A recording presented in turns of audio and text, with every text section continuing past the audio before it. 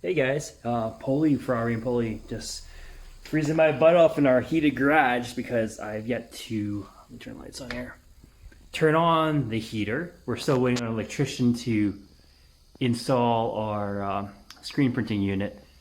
So I'm in here actually because our exposure unit's in the garage, and it's something that allows us to, I guess, for screen printing anyway, so you have to expose a transparency that has black on it over a screen to get the design.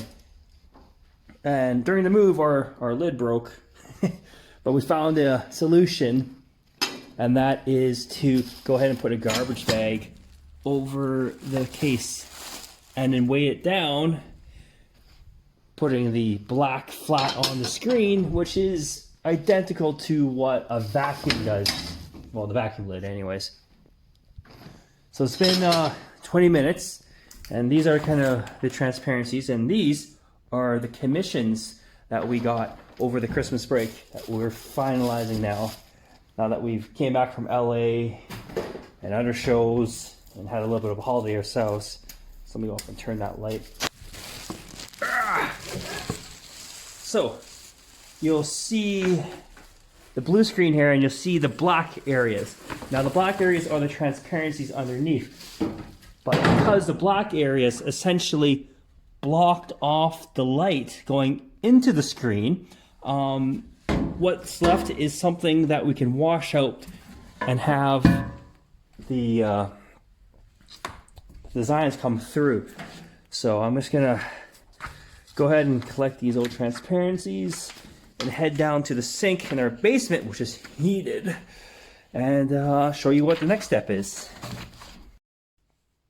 So in our basement, in the, I guess the basement suite bathroom, there's the shower holding our chemicals and whatnot. We took out the bathroom sink and installed this, what is arguably a screen printing sink. So as you can see, it's a big basin that has tall walls so that the water can be sprayed in it, and the big screen like this, which was in the garage, can go in it. There's a light in the back, and this is something we just acquired this year for the move. Normally we use a laundry sink, which did not have a light, but this light has been a godsend. It allows us to see the details on the screen here. So you'll see just the bare outline of the design that was exposed on the screen earlier. Now I gave it an initial water spray to get it wet so it can soak. So basically what happens now in the process, the area where the transparencies were can wash away because they didn't have the UV light on it as direct as the spaces that didn't. And hopefully it comes out good. Sometimes I have to redo this a bunch of times because for some reason, the technique that we used to apply the emulsion, which is the blue stuff, wasn't the best, or the time of the light wasn't the perfect timing. We're still figuring out the best time to expose it with. So yeah, I have these on because when I spray water on that, it actually has a very loud noise.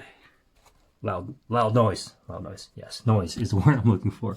But maybe I can set it up on the toilet paper here. And I can show you guys, hopefully the loud noise isn't that strong, what exposure happens.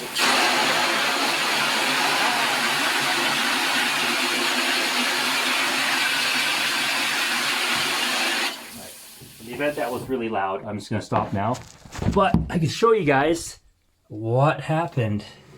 So you can see that this area is actually see-through now, more so than this area.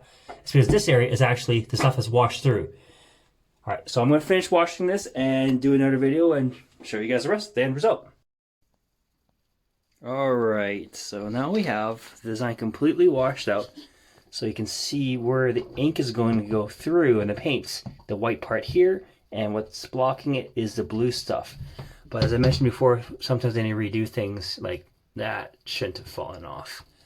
I'm gonna have to find a way to touch that up with tape because one ear is now bleeding into the other ear of this dog commission. So this layer is to put on the white on the canvas. Let me just show you guys what that does. So this is gonna dry overnight. all these steps take a long time. Where are my old transparencies? So I guess a little mini tour in the basement as well. If you guys want a full tour of our art house, let us know and we'll see what we can do. Alright, so once we have the screen, imagine all this black is now a white layer. And once we do this, we can see where to paint the other colors, and we go ahead and choose this color, maybe we'll go here, and that color maybe will go here, based on this this initial layout we have. And that's kind of the first step of every one of our canvases. Each step's by hand. It takes a long time, and there's a lot of drying and water involved, but the end result is something that is a more accurate representation of what we initially doodled and designed. And because it's by hand, you get those little imperfections, which I find really just bring out the piece itself over a digitally printed canvas.